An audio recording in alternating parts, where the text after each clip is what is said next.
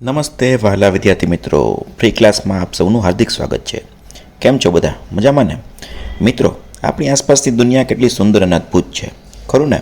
એટલે જ તો આપણે પર્યાવરણના પુસ્તકનું નામ આપણી અદ્ભુત દુનિયા છે. આજે આપણે ધોરણ 3ના પર્યાવરણ વિષયના એક બહુ જ મજેદાર અને આપણી સદાય નજીક હોય તેવા પ્રકરણની શરૂઆત કરવા જઈ રહ્યા છીએ. આપણા આજના પ્રકરણનું નામ છે પ્રકરણ 1, કુટુંબ અને મિત્રો. વિચારો, જ્યારે આપણે ખુશ હોઈએ છીએ ત્યારે સૌથી પહેલાં કોની પાસે દોડી જઈએ છીએ? અથવા તો આપણને ભૂખ લાગે ત્યારે કોને યાદ કરીએ છીએ? હા, આપણું કુટુંબ.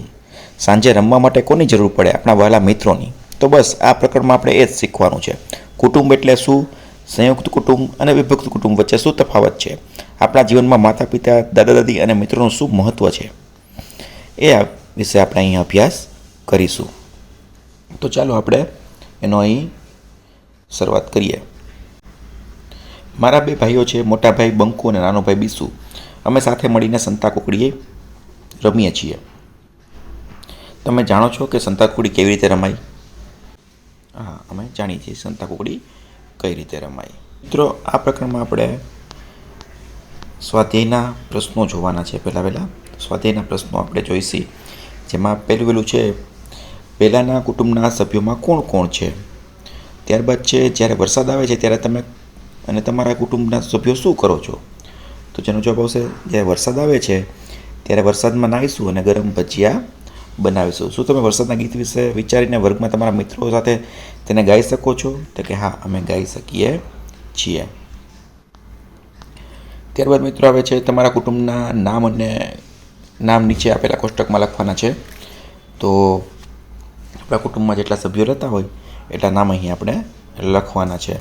જેમ કે ઉદાહરણ તરીકે આવ્યું છે ભાનુભાઈ, જે મારા પિતાના પપ્પા છે, અને તમે એને શું કહીને બોલાવો છો? તો કે દાદા. ત્યારબાદ છે રસીલાબેન, જે મારા પિતાના મમ્મી છે, શું કહીને બોલાવો છો? તો કે દાદી. ત્યારબાદ આવશે પ્રતાપભાઈ, માતાના દેર, આપણે શું કહીએ ને? તો કે કાકા. હિનાબેન, માતાના દેરાણી, શું કહીએ આપણે? કાકી.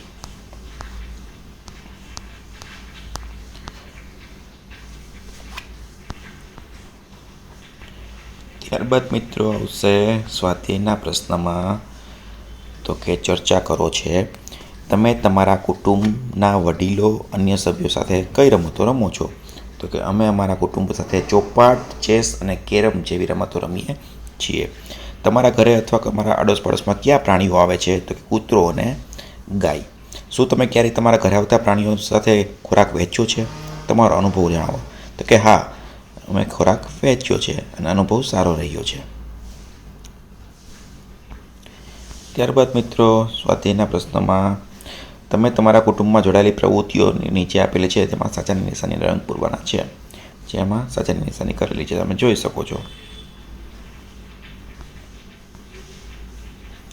અહીં આપણે બાગકામમાં મદદ કરતું ચિત્ર દોરવાનું છે. બગીચામાં આપણે કામ કરતા હોય, ઝાડને પાણી પીતા હોય કે કોઈ વૃક્ષારોપણનું કામ કરતા હોય, જે ચિત્ર અહીંયા દોરવાનું છે. ત્યારબાદ મિત્રો પ્રશ્ન આવે છે કે તમે તમારા કુટુંબમાં કોની પાસેથી શું શીખ્યા? કે તો આપણે જવાબમાં લખી શકીએ કે અમે અમારા કુટુંબ સાથે બધા પાસેથી ઘણું બધું શીખ્યા છીએ. શું કોઈ તમારી પાસેથી કંઈ શીખ્યું છે? હા, વસ્તુ હંમેશા વહેંચીને જ ખાવી એ અમારી પાસેથી શીખ્યા છે. ત્યારબાદ ચર્ચા કરવાના પ્રશ્નમાં છે મિત્રો કે તમે તમારા કુટુંબને કેવી રીતે મદદ કરો છો? તો કે વસ્તુઓ સરખી જગ્યાએ મૂકું છું. કુટુંબના કેટલાક લોકો ખાસ કાળજી અને મદદની જરૂર હોય છે, જેમ કે દાદા દાદી, નાના બાળકો અને બીમાર વ્યક્તિ. તમે તેમને કેવી રીતે મદદ કરી શકો છો? કે હું તેમનું ધ્યાન રાખું છું. ત્યારબાદ પ્રશ્ન છે, તમારા કુટુંબમાં સૌથી વૃદ્ધ વ્યક્તિ કોણ છે? તો કે મારા દાદા સૌથી વૃદ્ધ વ્યક્તિ છે. તમારા કુટુંબમાં સૌથી નાની ઉંમરની વ્યક્તિ કોણ છે? તો કે મારો નાનો ભાઈ. ત્યારબાદ પ્રશ્ન છે મિત્રો, તમારા કુટુંબમાં સૌથી ઊંચું કોણ છે? તો કે મારા કાકા સૌથી ઊંચા છે. ત્યારબાદ પ્રશ્ન આવે છે મિત્રો કે તમારી સાથે ઘરે અથવા તમારા આડોશ પડોશમાં રમતા હોય તેવા તમારા મિત્રોનું નામ લખવાનું છે. અહીં આપણા જે મિત્રો હોય તેના નામ આપણે અહીં લખી શકીએ છીએ. મેં ઉદાહરણ તરીકે રાજ, રાહુલ, રવિ, રામ, રિયા, રાધા અને રેખાના નામ લખેલા છે.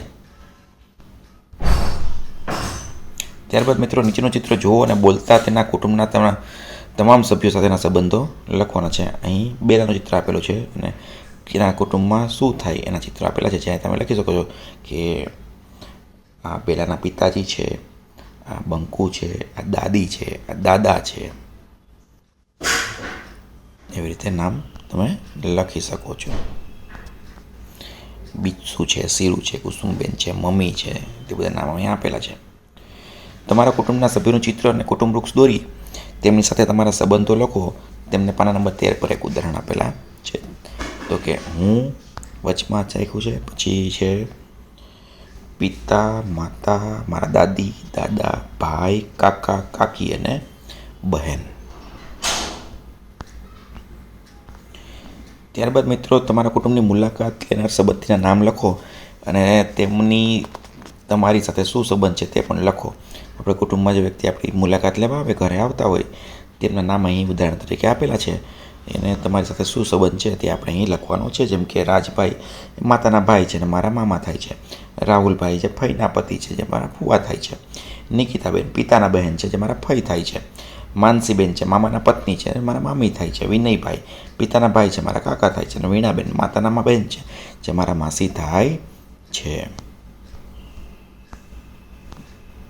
ત્યારબાદ મિત્રો કાર્ય અને કોણ કરે છે તે કહેવાનું છે. જેમ કે રસોઈ બનાવી તો કે મારા મમ્મી રસોઈ બનાવે છે. છોડને પાણી આપવું તો કે મારો મોટો ભાઈ. વસ્તુનું સમારકામ, ઘરગથ્થુ ચીજોનું સમારકામ કરવું, બટન ટાંકવા વગેરે તો કે મોટી બહેન અને મમ્મી. ઘરની સાફ સફાઈ મોટી બહેન અને મમ્મી. બજારમાંથી વસ્તુઓ ખરીદવી પિતા. પૂજા કરવી દાદા અને દાદી. શાળાએ મૂકવા આવવું તો કે કાકા.